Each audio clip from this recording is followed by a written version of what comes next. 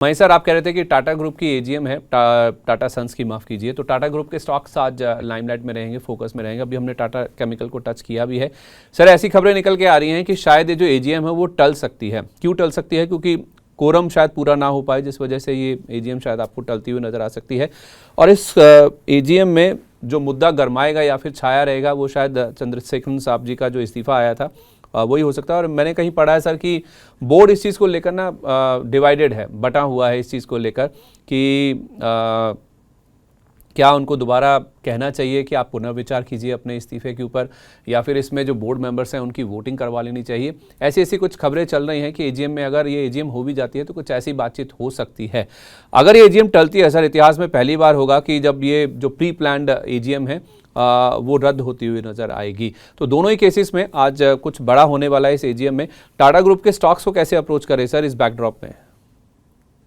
कि अगर एजीएम टलती है तो भी नेगेटिव है, और अगर तनातनी होती है तो भी एक बार के लिए मतलब कुछ हद तक वो नेगेटिव ही देखा जाएगा। कारण कि अगर इतने बड़े ग्रुप के अंदर अगर ऐसी खबरें आती है हम्म। तो फिर कहीं ना कहीं पे शेयर होल्डर को उस हिसाब से देखते हैं। तो मेरे हिसाब से अगर ऐसी चीजें होती है तो मार्केट उसको थोड़ा टाइम के लिए नेगेटिव रिएक्शन दे सकता है।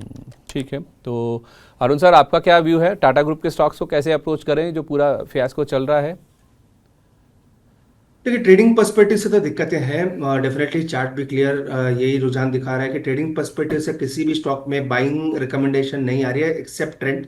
ट्रेंड मुझे लग रहा है बाइंग जोन पे जरूर है, तो वहां पे जरूर नजर रखनी चाहिए। पर ये जो भी कुछ हो रहा है, थोड़ा आप कह सकते हैं अनफॉर्चुनेट है। हम्म। बड़े ग्रुप में इतनी खराब खबरें आना, और खासकर टाटा ग्रुप में, तो मुझे लग रहा है थोड़ी अनफॉर्चुनेट है इन्वेस्टर्स के लिए भी, क्योंकि इन्वेस्टर्स का हमेशा से रुझान पॉजिटिव रहा है। खासकर मेरा भी टाटा ग्रुप में हमेशा से पॉजिटिव रुझान ही रहा है।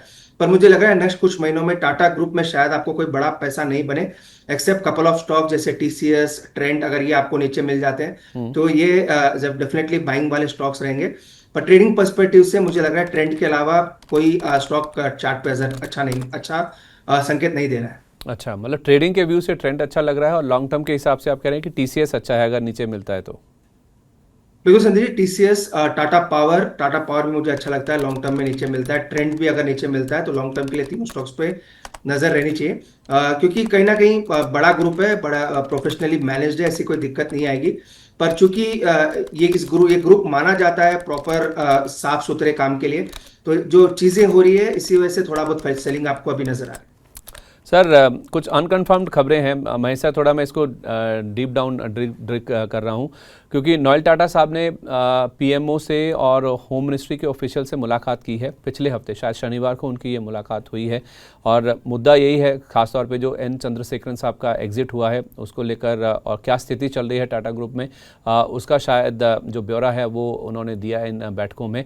तो आपके हिसाब से सर, ये जो बैठक हुई है पीएमओ के साथ, होम मिनिस्ट्री के साथ, इसका क्या एजेंडा हो सकता है और इसे कैसे रीड करना चाहिए जो निवेशक हैं और जो पोटेंशियल निवेशक हैं जो टाटा ग्रुप्स में अपनी पोजीशन बनाना चाहते हैं, उनके लिए क्या मायने हैं सर इन बैठकों के?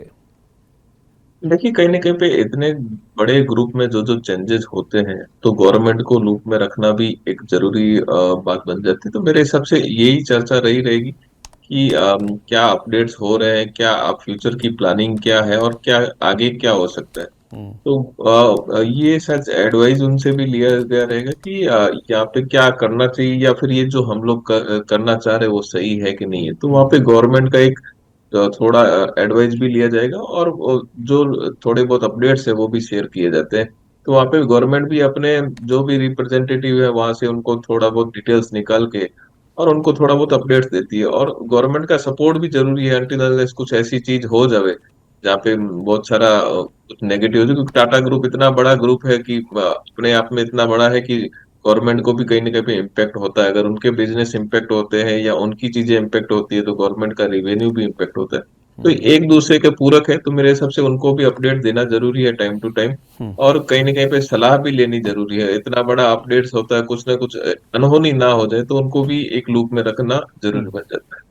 चलिए, ठीक है, तो टाटा ग्रुप में काफ़ी डेवलपमेंट्स हो रहे हैं, कुछ स्टॉक्स जो आपको फोकस में रखने चाहिए लंबी अवधि के हिसाब से वो भी आपको पता चल गए। देखना होगा कि आज एजीएम होती है, नहीं होती है, टल जाती है, या फिर इसमें क्या फैसले निकल के सामने आते हैं अगर ये एजीएम सही में हो जाती है तो।